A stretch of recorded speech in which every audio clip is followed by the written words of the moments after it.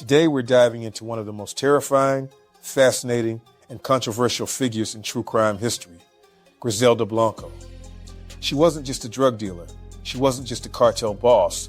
She was the woman who helped turn Miami into a battlefield.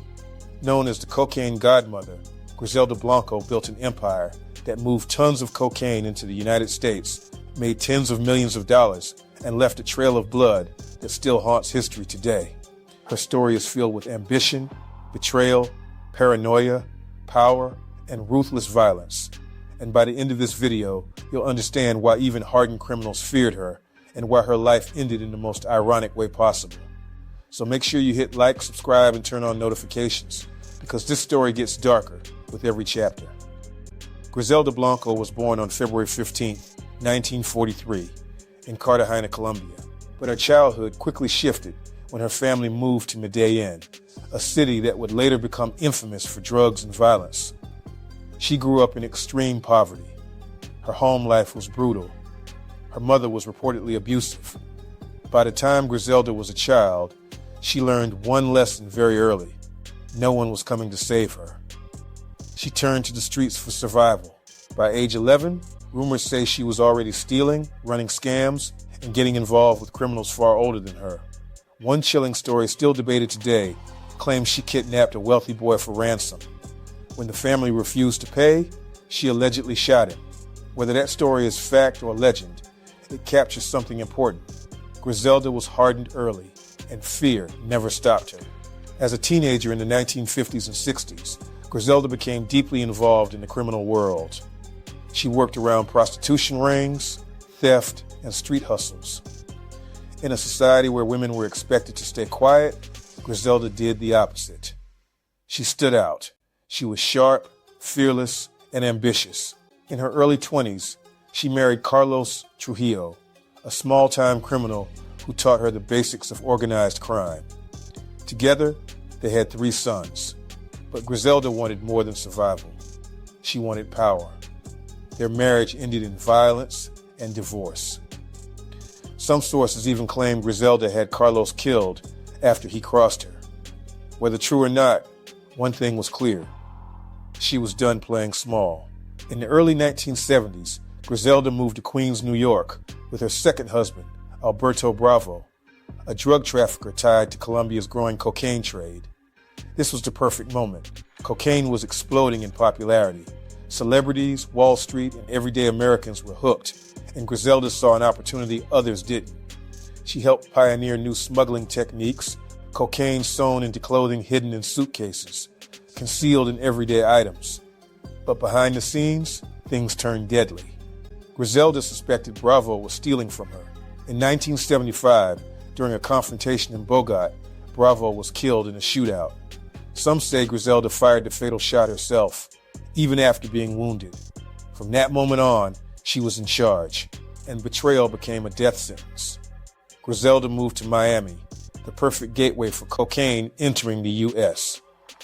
She built one of the most advanced smuggling operations the world had ever seen. She used lingerie with hidden compartments, women, elderly people, and even children as mules, fake businesses as fronts. At her peak, she was moving thousands of pounds of cocaine per shipment and earning up to $80 million a year.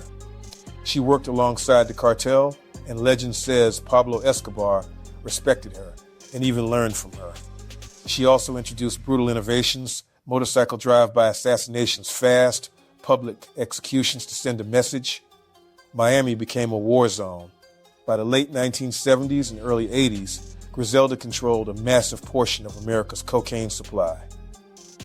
She lived like royalty, mansions, luxury cars, and diamonds armed guards, but her empire was soaked in blood.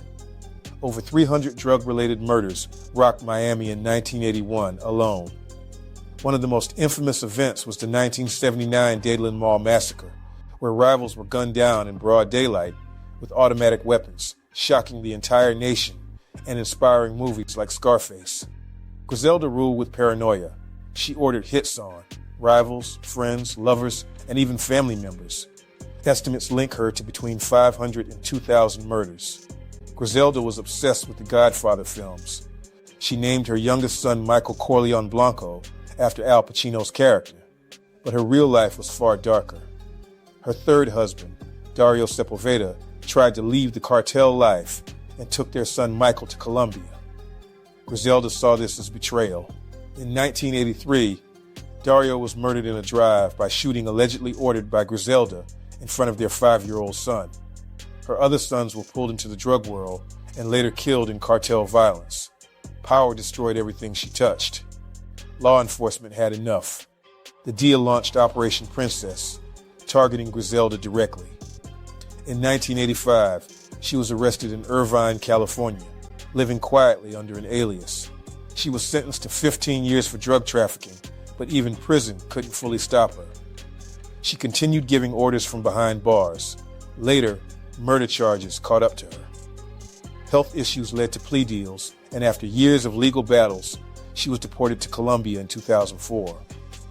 Back in Medellin, Griselda lived quietly, older, slower, but never forgotten. Then, on September 3, 2012, at age 69, her past caught up with her. She was shot outside a butcher shop by 2 men on a motorcycle, the same method she helped popularize decades earlier. No one was ever charged. The cocaine godmother was gone. Griselda Blanco remains one of the most complex figures in criminal history, a woman who shattered gender barriers, a mastermind who built an empire from nothing, and a ruthless criminal consumed by paranoia and power. Her story lives on through documentaries, books, and shows like Netflix's Griselda, starring Sofia Vergara. To truly understand Griselda Blanco, you have to look beyond the violence and money and ask a deeper question.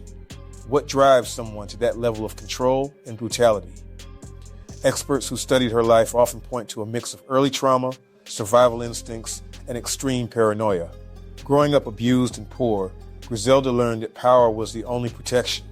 Trust to her was a weakness. Unlike many male cartel bosses who relied on layers of lieutenants, Griselda stayed deeply involved in the details. She personally approved hits. She demanded loyalty. And once she suspected betrayal, there was no second chance. Her cocaine use also played a role. Witnesses said prolonged drug abuse heightened her paranoia, making her increasingly violent and unpredictable.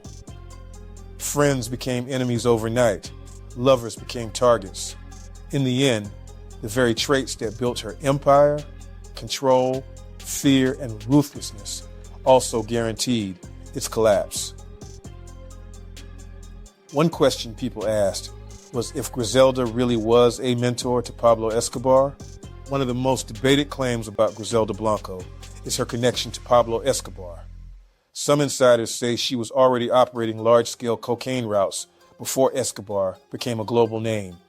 Others claim she helped normalize Miami as the main U.S. cocaine gateway, paving the way for the Medellin cartel's expansion.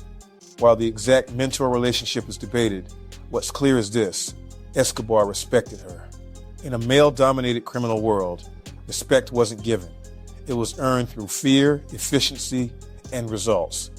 Griselda had all three. Hollywood has struggled to portray Griselda accurately. Movies and shows often glamorize her lifestyle, the mansions, the power, the money, while softening the consequences. But the real story is far uglier. Behind the diamonds were orphaned children, broken families, entire neighborhoods terrorized, a city flooded with addiction and death. Even her own family paid the price. By the time of her death, 3 of her sons were gone, victims of the same world she created. Michael Blanco, the only surviving son, later admitted that life destroyed everything it touched. He has spoken openly about trauma, regret, and trying to break the cycle. Griselda Blanco didn't just operate within the drug world, she reshaped it. She normalized female leadership in organized crime, extreme public violence as intimidation, smuggling creativity still studied today, and law enforcement agencies still analyze her methods. Her name appears in criminal justice textbooks. Her influence is undeniable. But influence doesn't equal admiration.